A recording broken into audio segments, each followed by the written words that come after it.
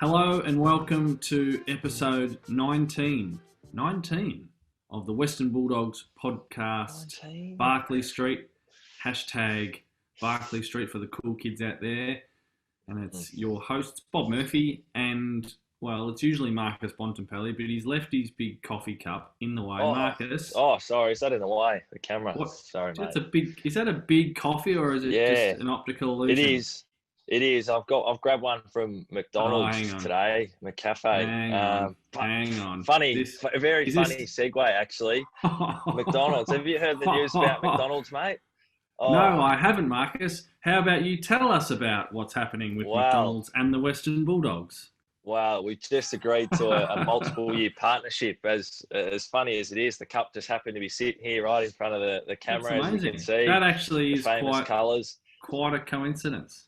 It is. So we're really, really happy, mate, to have joined a partnership with Macca's. As I'm sure you would have had plenty of Macca's as a kid growing up, mate. And yeah, bloody good partnership for the club to go into. So awesome. Still very loyal to the McDonald's franchise. The Golden Arches.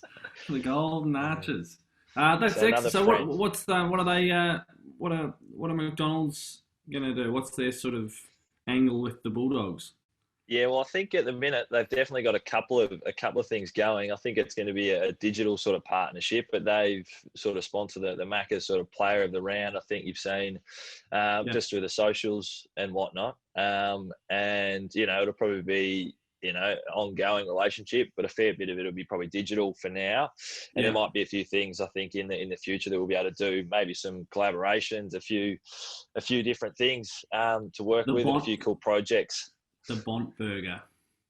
Oh, I'd be petitioning hard for the Bont Burger. That'd be pretty nice. You've made it, I reckon. If you've got a burger named after yourself. If there was a Bont Burger, what would be would it have a little Italian bit of flair to it? What would it? It could. I reckon that's the flavour you'd have to take it down. They've got all the Aussie beef taken. It might have to have an Italian flavour. I'm not sure it would be the biggest seller, but the paisans of the world would definitely be intrigued. They might be able to just find a little nice segment of the market to action. Well, it's good to have McDonald's on board, but it sounds like so they're not specifically sponsoring Barclay Street. That's just for a more broader partnership with the Bulldogs. We've got many friends. We've got many friends. They are our friends, Marcus. Yes. But our alumni, our comrades, are Mercedes-Benz vans for Barclay Street. So it would be remiss of us. They've been there since the beginning. They've been there through the start. They started with us. Yeah, it was just a sparkle in our eye, this idea. Exactly. And they were the ones who backed. Mercedes-Benz said, we back Barclay Street. They doubled down. They doubled down. Yeah, they're in our corner. They are our... On two blokes out of the western suburbs who played football there, and they just said, we're gonna jump on this good thing and just see how it goes. A couple of working class sluggers in our corner. They're our cut man. If we're gonna, that's probably enough. How are you, man? How you going? You dust yourself off after a bit of a wild night at the office on Friday night against the Cats? It took a little bit of dusting off because clearly we'd made such a bloody good start to the game in that first quarter. Probably played some of our most sort of damaging football in such a short space of time. Electric it was. And clearly just couldn't hold on in the end. That probably doesn't help when you lose sort of two players when we sort of play that brand of football, and probably even in the game, in the way that it plays out, it's a lot shorter. So the high intensity sort of nature of the game is obviously something you've got to try and keep up. And losing someone like Lath, who's got plenty of speed to burn, and obviously Woody, who's a great mature player and interceptor back there, we couldn't quite cover, unfortunately. But on to the next now. Was it a significant piece as the game wore on, the lack of rotation? You probably don't think you don't think about it while you're out there. You just think it's another game. You're just probably trying to grind out. But probably on reflection, you go, it's a tough it's a tough one when you lose 2 probably before half time. You can cope sometimes, if it's a bit later in the game or in the third, and you can just sort of grind it out. But there was probably a fair bit of football to still play, albeit I think we made it a little bit easy at times for Geelong to catch back up. Just felt like some of our ball movement allowed them to sort of turn it over in our back half particularly, which led to, an easy goal or two. But credit to them, they hung in there. They're a mature team, Geelong. So you sort of, with the type of players they've got, that it's not going to come easy. And well done to them for finding a way probably to get through us. Are they a real contender, do you think? Yeah, they got some weapons. That's probably what you recognise pretty early on in the piece. They've got a great back line. They haven't been scored against really that heavily at all, I don't think, this season. But obviously the weapons through the midfield with sort of Dangerfield, and obviously Selwood wasn't playing, but some of their younger ones, and Guthrie's having an awesome season. And then obviously forward, they've got, Hawkins there, but Gary Rowan, he's one player that can sort of turn a game on its head in an instant. Yeah. He's had sort of a bloody handful of unreal moments, which has, obviously led to a couple of goals and some bloody good line-breaking runs down the wing. So they've got those types of players that can just bust the game open, with obviously Dangerfield as well inside. So, they're a good mob, that's for sure. They'll be tough to beat come the pointy end. And so what about the last 3 rounds, mate? Well, how are you sort of, is it taking shape in your own thinking? Yeah. This is probably a mentality that you're probably not too unfamiliar with, and something we've always, probably not always, but at different times really embraces that sort of nothing to lose mentality. And it can be a really powerful position to be in, because you just sort of really go out there with that mentality of, we got really nothing to lose. We just got to try and make something out of nothing. There's a lot we can't control, but just try and really play with a fair bit of freedom, and just try and do our best to put ourselves in a position, and then let the rest sort of fall into place. So it's as disappointing as last weekend was, we really have to sort of stay positive, and try and win these next 3 games and just see what happens. Have Bevo and the other coaches pointed out the one of the KPIs of no podcast, no win? Has that been? I'll be honest. Yeah. Has that been presented to the players? We haven't had our post-game wrap-up yet, because this was our sort of bye week. So we've had a couple of days off to sort of refresh and really set ourselves for the next couple of weeks. But I bet that's top of the agenda. I can imagine walking into the meeting room and just on the whiteboard saying no pod, no Bulldogs. Pretty much. So, or even no Murphy, no Bulldogs. Yeah, even, like, more that's a stretch. I reckon that's a stretch. That one was kind of disproven a couple of years ago. Yeah, as well. But it is. We've got to sort it out. We've got to sort our shit out, I reckon. Can I change tact? Not even slightly, like quite dramatically. Neil Sachse passed away last week. I'm not sure if you met Neil, but I know the boys wore the black armbands. Yeah, we did. It's a sad day, sad week for the football club. Such a horrendous, story of his spinal injury all those years ago. Was that something that was brought up at all during the week, or just sort of left there in the ether? I think we definitely acknowledged it. Like we didn't have there wasn't an open discussion about it, but we definitely acknowledged it as a group that, there's a certain, obviously, risk, that comes with playing the game, and I think it's a price to pay when you consider how things have occurred there for Neil. And it just shows, I guess, the level of sort of the bravery and elements to the game that aren't pretty at times, and that's obviously a very extreme case, but it can take such a toll on your body, and in that case it is very extreme. So that you do take a bit of a risk when you walk out on the field, but it's obviously a very sad time to be recognising Neil, and probably what happened there. So it's definitely a tough one to think about as a footballer currently playing. Yeah. Did you ever get to meet Neil? Did you cross paths with him at all? Nah. Yeah, right. No, you would have liked him, mate. He was a lovely man. He was a real gentleman. Had a gentle touch to him. You would have enjoyed his company. So we send our love to the Sachse family. They're in our thoughts. So Neil, who's forever a son of the West. What's happening in the hub? You've got a couple of days off, have you? Yes, we have, mate. So, like I mentioned, we sort of our bye sort of week where we were a game ahead of a fair few teams. So, basically, they'll sort of all catch up in the next few days, and we'll play West Coast, obviously, on Sunday. So, a couple of days off to, try and freshen up and basically, like I said, set yourself for the next, footy frenzy, I guess, is what it's being termed at 2.0. So, it's been nice.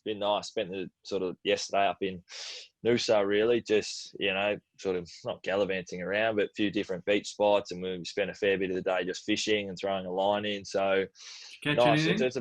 We did, actually. A couple. I'm not a great fisherman in terms of... What was on the bite?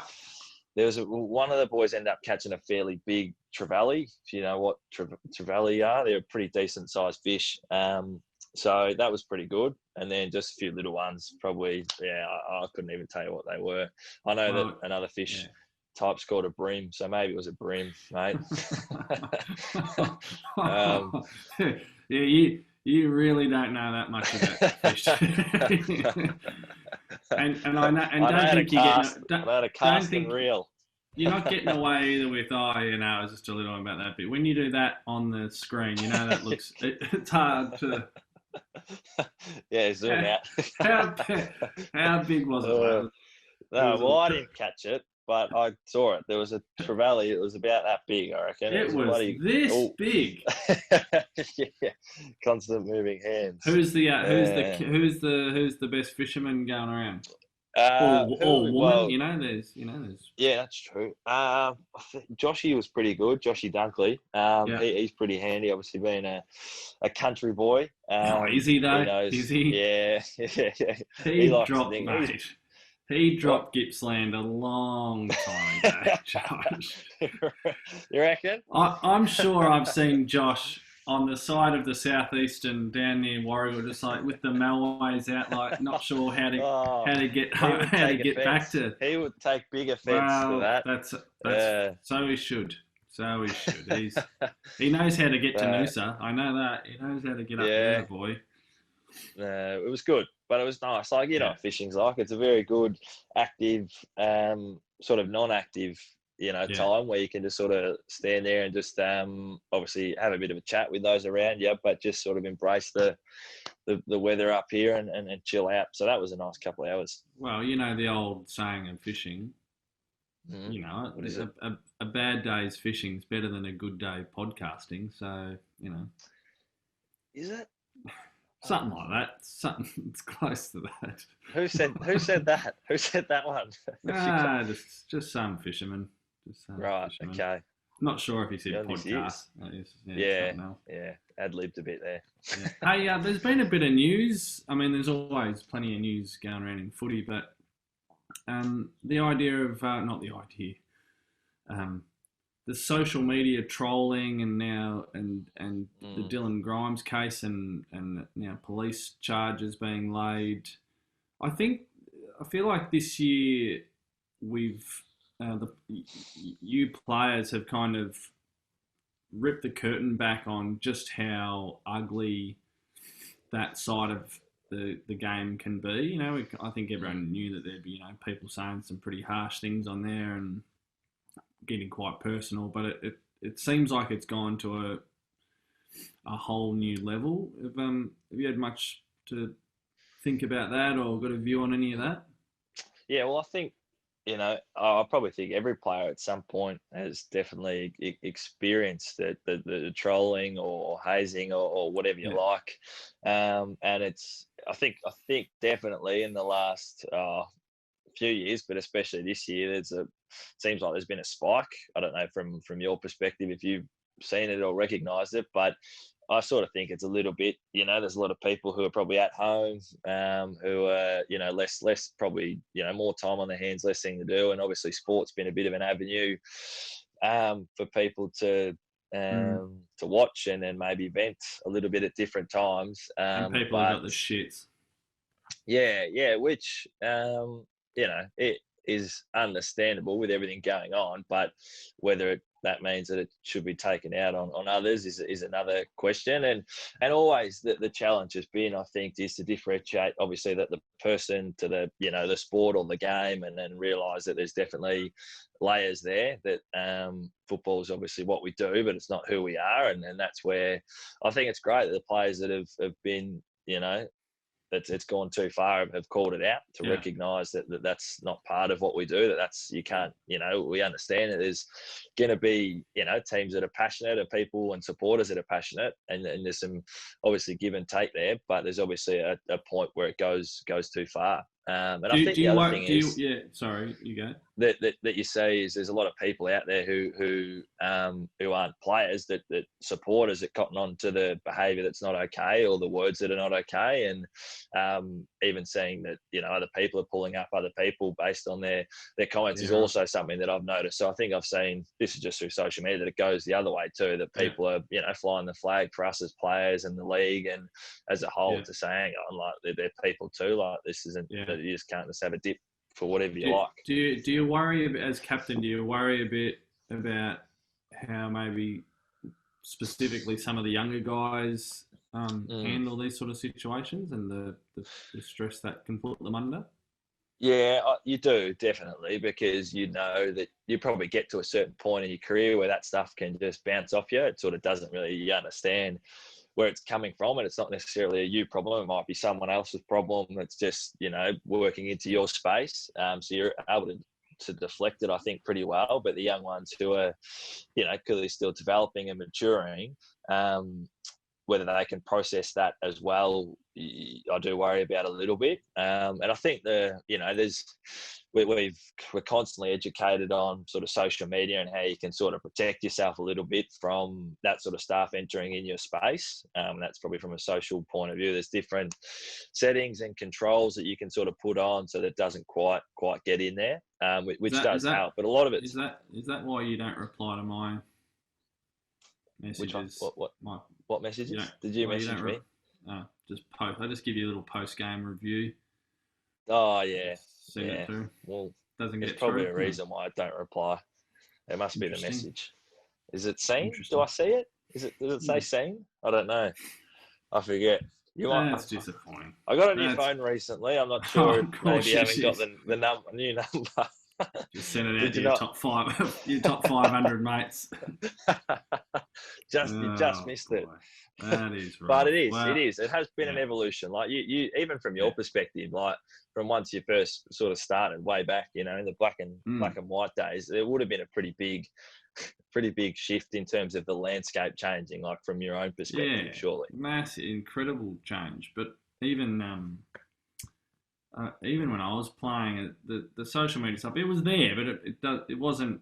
I don't think it had gone to the level that it's at now. Even like the revelation the other week of the punting, how it's tied in with people and their bets and all that. I was sort of like, oh, okay, that had never been in my world. Yeah, especially the last few months, that's skyrocketed. I think the amount of sort of messages players like myself and others have received around ruining people's multis or whatnot, that's skyrocketed. That's definitely hit a new level. And the old these are my BSB and account details. Send us the one. It's this. I mean, as well as I do, there's some smart people out there who can slide a good one in every now and again, and can have a chuckle at you. Like, well, that's pretty smart. Like they've that's not too bad, but there's obviously a line that it gets to, and it can pass at different times. But well,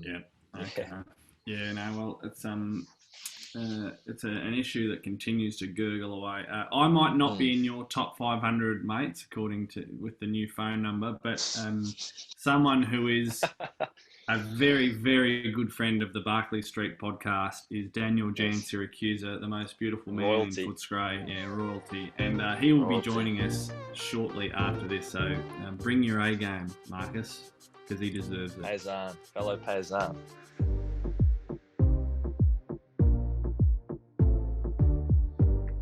Welcome back to the Western Bulldogs podcast, Barclay Street, hashtag Barclay Street. If there's anyone who appreciates the quality of a good hashtag, it's our next guest, the most beautiful man in Footscray and Italy, it has to be said, although that one is probably a little bit more dubious, so bloody good-looking bunch over there.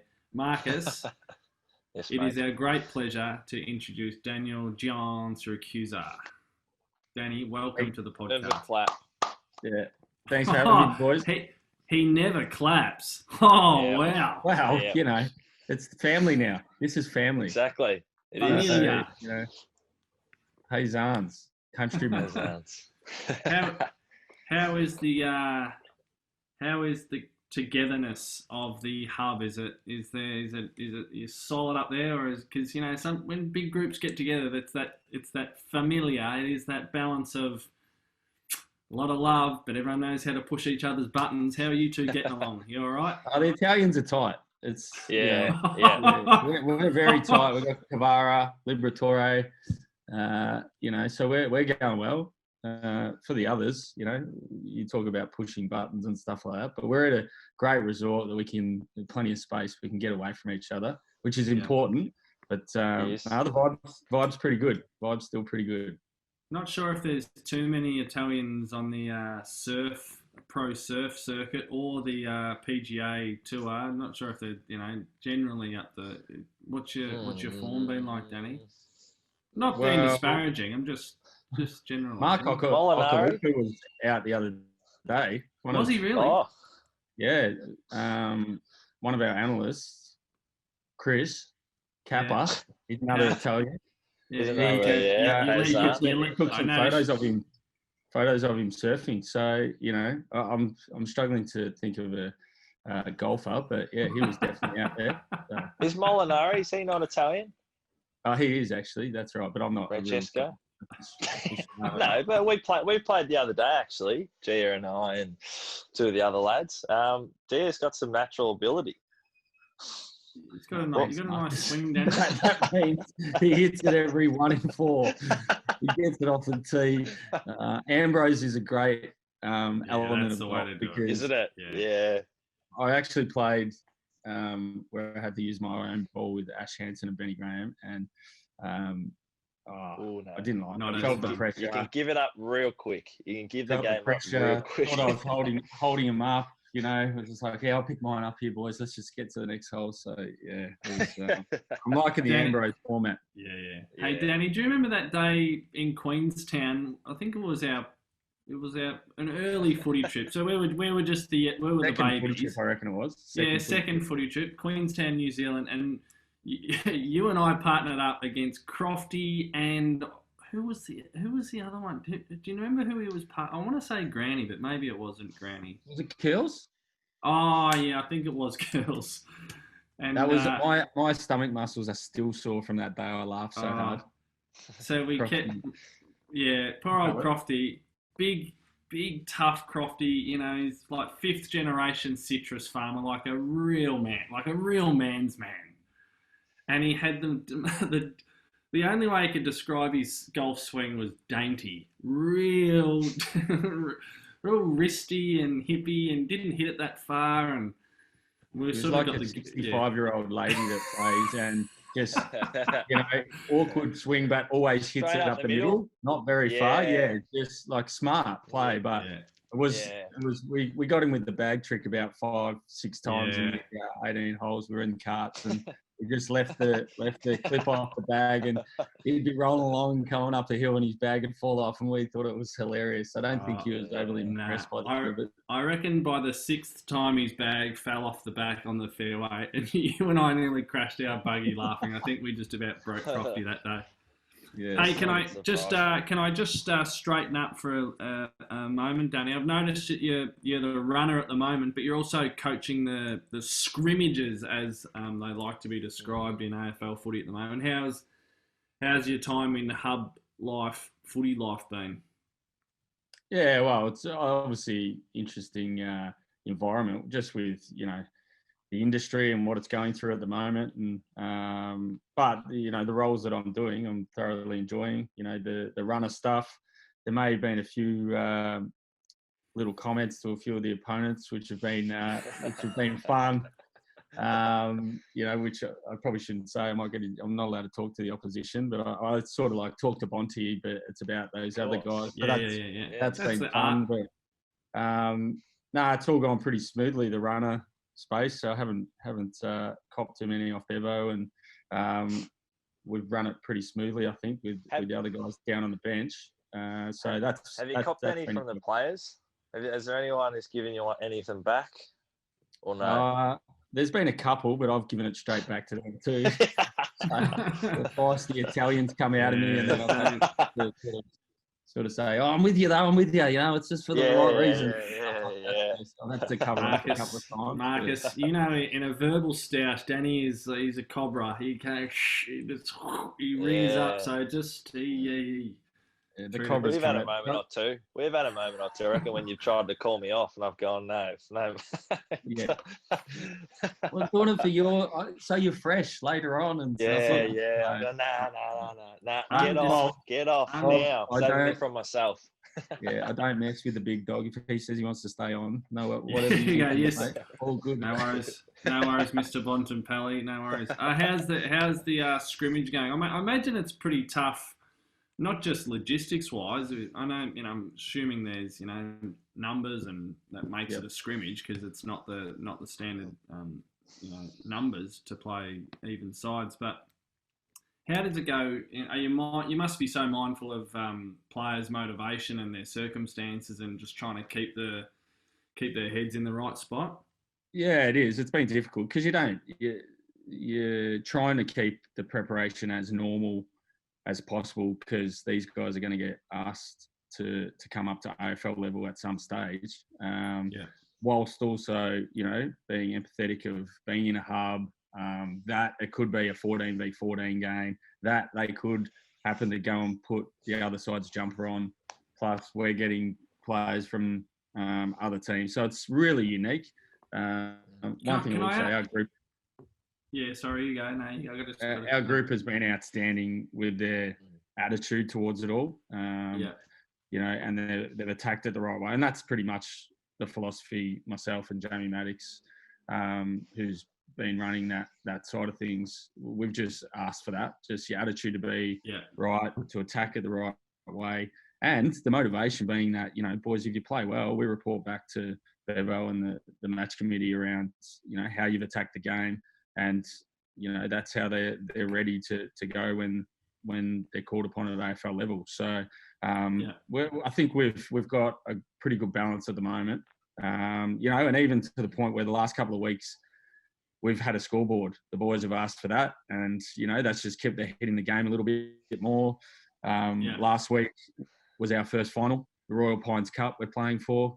So just little things like that to try and keep them motivated. And it's amazing some of the comments that come out, boys, this is a premiership quarter and stuff like that, just to try to keep them engaged. And whilst knowing it's quite difficult, and there's probably an anxiety around the delusion, I suppose. Yeah. And there's so many things going through their heads. What's list size is going to be, and but I couldn't speak highly enough of the way the boys have attacked it and the attitude they've brought week in and week out. I'm a sentimental old fool, and I like the symbolism attached to sport, but footy specifically. When a player's asked to wear another team's jumper, that must be really difficult for the person who has to deliver that news and the player receiving it, would it? Or is that just not the case? It's just a means to well, it's sort of evolved. We've been really lucky that we've had good numbers pretty much the whole time. Yeah. But we played North Melbourne early, and we worked it out that we wouldn't have to wear their jumper. We wear our white training jumper with the Bulldogs on it because I think it was pushed by Bevo a little bit, but we didn't want to have to wear. Jesus, we didn't want to wear their jumper and stuff like that. So, your pockets, Murphy. But now it's sort of like what was interesting. Who did we play? I think we played a combined Carlton and Essendon team. That one was amazing. I was watching that. Yeah. it was like, you know, these traditional rivals, and you could feel those, you could hear that, geez, this jump, it just doesn't feel right. The Carlton guys, they were putting on the Essendon jumper, they were just like, it was sort of like, you know, it was little creatures under their skin. So, are all these games filmed? Are they on? Yeah, so they're filmed, and this is what recruiters are using for, you know, for free agency and all that sort of stuff as well. So because especially from a Victorian point of view, there's no state league and there's no one to really watch. So they're using these games. In that game, there was like 4 different teams being represented almost. Like it was us, it was, I reckon, Essendon were the 2 main teams, and there was Richmond and Carlton players. Like it was just bizarre. Like that'll obviously be amazing. In any other season, it would be ridiculous. Footage. Yeah. Yep. That'll be bizarre to look back on in a few years. Yep. Yeah, and hard for it. Like, you know, we play a system, and our guys are sort of like playing with guys that don't play the same way, and we're watching back the vision and going, geez, how's that hole opened up in the middle of the ground? Well, we can sort of understand why, and but you know, it's been unique and quite interesting. Yeah, well, it cuts kind of straight to the core, you know, of wearing the colours and wearing the jumper and those sort of things. Now, none of us would ever wear another club jumper. It's an abhorrent thought, just abhorrent thought. Makes me feel a bit sick even thinking about it. But one of us was the master of the fluoro vest, and that was our esteemed guest, Daniel Giansiracusa. Now, Danny, we're going to go back in time. We're going to hop in the footy DeLorean and go back to a time. It was round 3, 2014, when the Bulldogs took on one of our fiercest rivals, certainly in our time playing the Richmond Tigers. Can you set the scene for us of that time? Because you were the master of the vest, weren't you? That was your that was your role in that. That ended up being your last year at AFL level. What are your memories of that year and that day? Well, I still remember the even though our great mate Nathan Brown had left long before that, the rivalry stood around the Bulldogs and Richmond, as you alluded to before. You know, because socially we'd catch up with the Richmond guys because of the Brownie and the connection there. But it was a nice mix of friendship and hate. Yeah. And we just always, you know, you always want to beat your mate. So when you come up against them in combat. So that was still definitely there. And so, you know, I think the guys were actually in the 21. I would definitely pump that up during the week, and we'd talk about that and just how we don't like these blokes, and it's always good to get one up on them, and you know, and then I'd sit there and keep talking about it on the bench while I've got the green vest on, and wait for that opportunity to come, which sometimes it'd come a bit early, but in this game I reckon it came about 15 minutes into the third quarter where I got on the ground, and the sub was what was the ideal time for it? Like, was there if it started to get past halfway through the third quarter, were you starting to go, does it get harder and harder, or is Naka, there's no point. Don't put me on now. So I think he left the latest I copped was, I reckon there was 15 minutes to go I reckon it was the week before against North, and I was just like, what have I turned up for? Like, you'd almost be thinking more about what you had to do after. You're like, I'm going to play 15 and then I've got to run 6Ks or 8Ks. Yeah. And that was always, I was having a story about this Richmond game after that, actually, when I did that. But yeah, about 15 minutes, you knew that's when sort of fatigue was kicking in for your opponent, and that you could have an impact before 3/4 time. I think I did kick a goal in this one just before 3/4 time, and then you can have a breather, and then you can, you know, then they're really cooked. So, and you know that. So, and I was okay endurance athlete, so you'd almost run out the whole quarter. Did you feel the pressure of, if you didn't come on and have an impact, that you were like, oh God, I'm out here, I'm fresh, like I probably should kick a couple, or, you know, have a few kicks? Probably happened most of the time. That was all right. You walked right into that one, Marcus. Nah, but the worst was if you didn't get a kick before 3/4 time. You're like, oh no, what's happening here? But, like any game, you know, whether you're starting the game or as soon as you come on, you want to get a few touches, don't you? So we talked about the awkwardness of, you know, maybe asking a player to wear an opposition jumper. Do you have many memories of who was the flattest to swap with the fluoro with you? Get the red. Oh, the red. I copped the red once in my career. I thought my career was over. It was early. I'm like, this is it. We're in Adelaide. Oh, shit. I was like, oh, there's not much. It was early in the season too. I'm like, whew, this is going to be a long year, this one. I think, I reckon Jared Grant was one that usually used to come off a fair bit. And Clippo, I reckon, Mark Climpton, he's a legend of our footy club. He was the one that had to hand it over. And I think Clippo would always be like, look the other way, but just hold it out and just knew that I don't want to see the reaction. So, the red was... Did you guys ever get the red? Nah. For form? I was injured. Like injury and that. But yeah. Did you? Yeah. Yeah. So, not a good one, the red. I got a question more than holistically, like, because you had an opportunity to play the game, but my understanding is it was obviously to help you from a coaching perspective too, a little bit. Do you feel like overall that having that sort of season year, being able to do that, helped your coaching?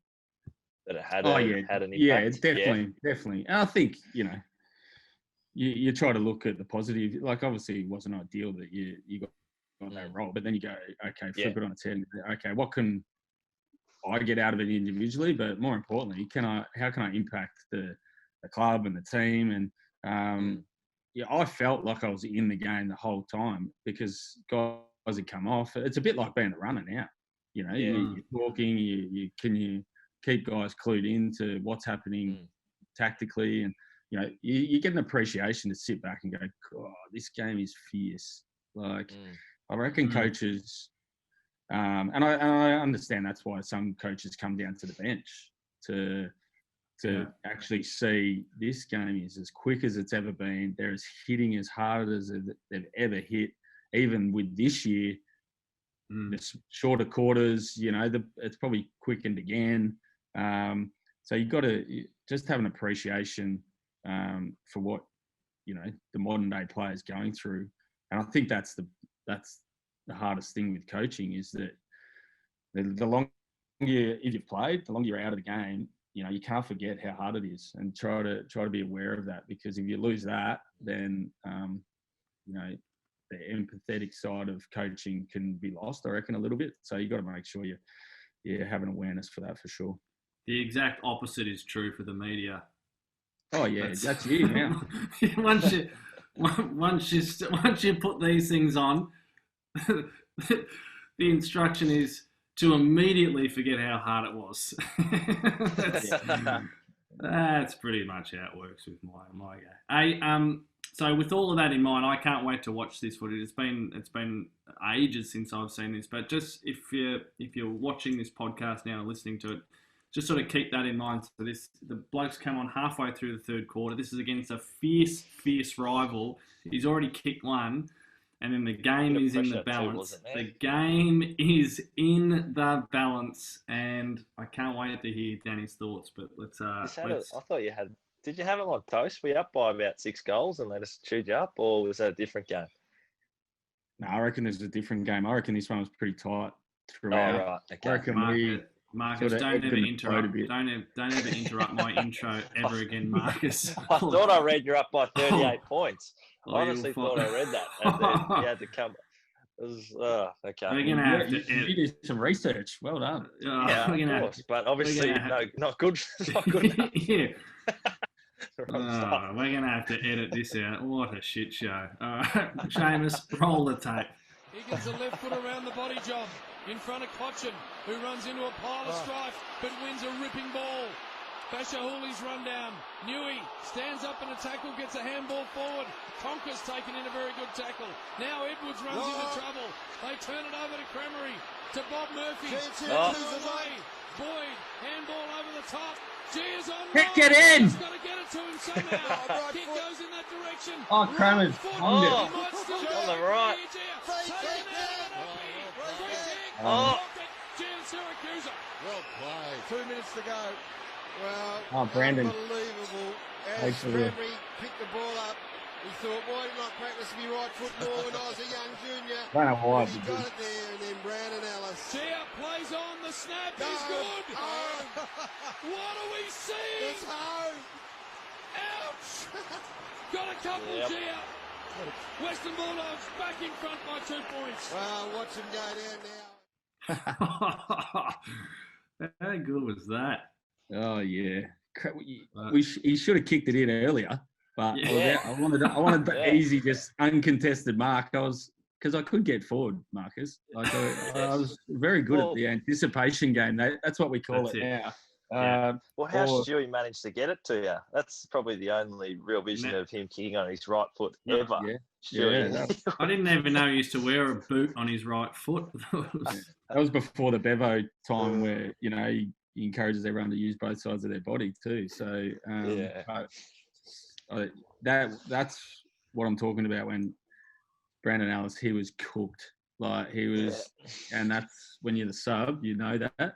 And you've got that much space. It's handy. And then bizarre though, like I don't know why I played on. Usually, like I was an okay set shot. So to actually, but just a bit of rush of blood and high on adrenaline. Yeah. Can I ask you, Danny? So it's almost you can see it happening in slow motion where Alice is so tired that he's just trying, tired, and he's just trying. And you're fresh and got presence of mind. How long before you tap it over his head and take his tackle did you know you were going to do it? Well, because the kick was so bad, and it bounced, like it didn't even roll on; it just bounced high. I was like, okay, I can't. If I grab this, it's just going to be a stoppage. So, I just thought, okay, well, if I can take it away from him, even if I stay on my feet, he's going to fall over, hopefully. But then he just grabbed me. So, again, it's just one of those instinctive things that you hope it comes off. And you can understand his position. Oh, yeah. He was probably knackered. He's just like, I've just got to try. He's got the ball. I'll just tackle him. I'm going to win the game here. Like, I'm going to save it and just, boop. Yeah. No, you're not. Worst position for a defender to be in. With that much space against an old bloke with grey hair and, and he's... But you can even just watching that... Even watching that footage now, though, the energy in that stadium that day was... was huge. Like it was. Any time you played the Tigers, that you knew it was, and it was so tight. Like, it was good, and I think they were rushing it because there was still a couple of minutes to go after that. Yeah. I think they might. We would have put everyone behind the ball. We would have put everyone behind the ball. You could do that. You could do that then. You could do that then. So, but it was good. It was good. But then after 20 minutes after the game, I had to go out and run, and the Richmond cheer squad still down there. Because they'd hang around. The Richmond cheer squad, I don't know even what. After a loss. Yeah, usually it was just a win, but they were all still there. And I was like, ooh. So I actually ran from Point Post to the 50 junction and then said, I'm not going near them because they might spit on me. So, and I was doing 150s where usually I'd do like 200s. So, but I was looking over, sort of like going, we got you this time, which was good. Yeah. So, that's very good. I very much enjoyed going down memory lane, particularly for a win over the Tigers. It's always nice to get a win over the Tigers. Nice to see you back in full flight there, Danny. Not forgetting that play started with a pretty slick handball from half back. We didn't go into that. Talk about Cramery. What do you mean? Never kicks on his right. Well, I didn't see too many handballs from old Roberto. Yeah. Probably should have. Anyway, that's for another day. I thought you were going to shake and bake or something like that and kick it into me. Too tired. Mate, that was really enjoyable. Good luck this week and for the next few weeks. You're all doing a power of work up there, and give our love to everyone, and good luck. Thanks, Bob. No, and everyone back home. I know it's a challenge, but we're all in it together, and thinking of everyone, because we'll get through this for sure. Yeah. Good stuff. All right. See you, lads. That was awesome. That was so much fun. Thanks, bro. Good stuff. Unreal.